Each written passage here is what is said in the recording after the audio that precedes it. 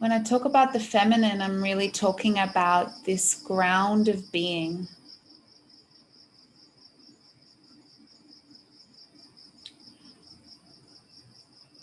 The foundation, the seat in which you sit of embodied presence. So not just presence that is through awareness of the mind, of observation, like vipassana.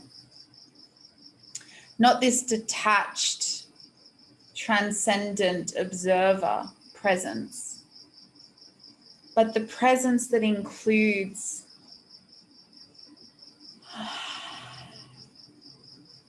the sensations, the emotions, even the thoughts, the phenomena of your experience. Yeah. So it's like you experience. Yeah. Like stepping inside of it and really experiencing it.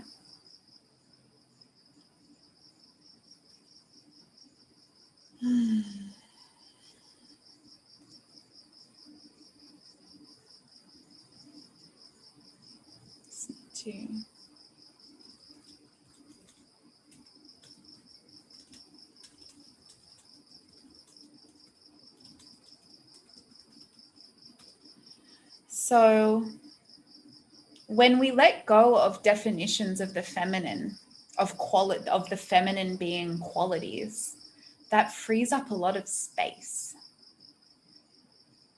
Yeah. As Kerry was saying before, these notions of what feminine is, they can put us in a box, as can notions of what masculine is as well, right?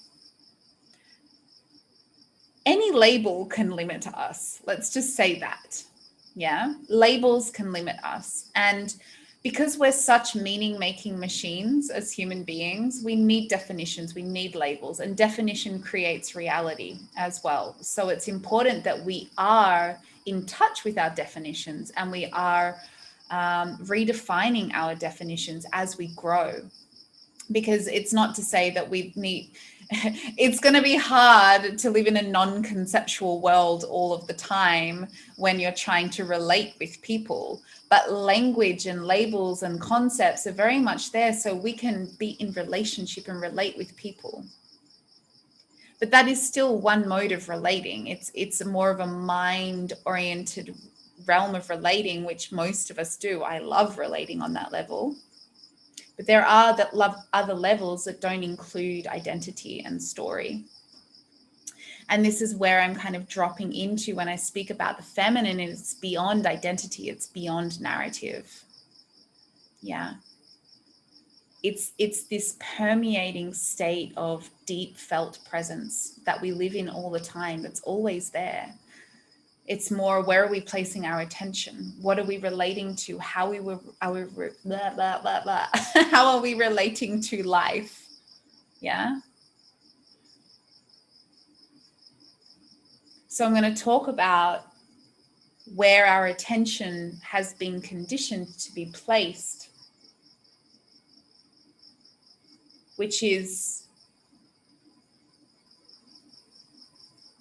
that movement upwards and into the mind realm, into the conceptual, into the linear, into the rational, into the goal-oriented, into the doing. And these are all great qualities, but they've been dominating us. And that's what that dominator paradigm is, the linear, the rational, the known. But what about the unknown? What about the mystery?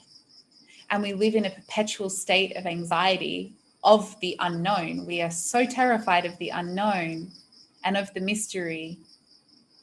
And our whole personal and social nervous systems have been wired towards looking ahead, looking forward. Yeah. What's next? Who am I? What am I doing? Where am I going? And we need that.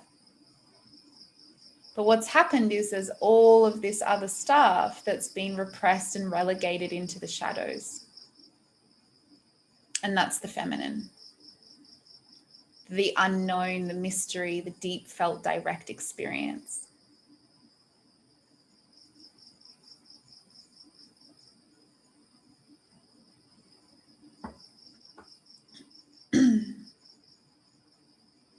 The untamed. Like the reference point that I love to have when I think of the feminine is nature. So if you see nature, like I live in the jungle, the trees, the roots are all intertwining into each other, and the leaves are growing over each other, and it's so fecund, and there's so much life and juiciness and growth, and it's this evolution towards life in nature. And there's also a lot of death and decay, and this is the erotic. Actually, this is what I'm going to be talking about in the next workshop, is what the erotic is, what eros is. It's life force. And so when we see nature, there's no square straight line in nature. So when we relate or reference the feminine as nature onto ourselves as female-bodied beings, there's a huge discrepancy in what nature is and how nature manifests, which we are also nature. We're not separate from nature, we're a part of it. But our identity is severed off from understanding that we are nature, that we are non-linear, and yet we're also cyclical. So I want to invite you to start working with symbols or metaphors that support you to come into resonance with, to attunement with, to help you undo and disentangle from limiting notions of the feminine. Yeah, and you really just have to look into nature to see that, if that resonates with you. And for me, that felt really freeing, because I was like, wow, I could be anything I wanted to be, like nature.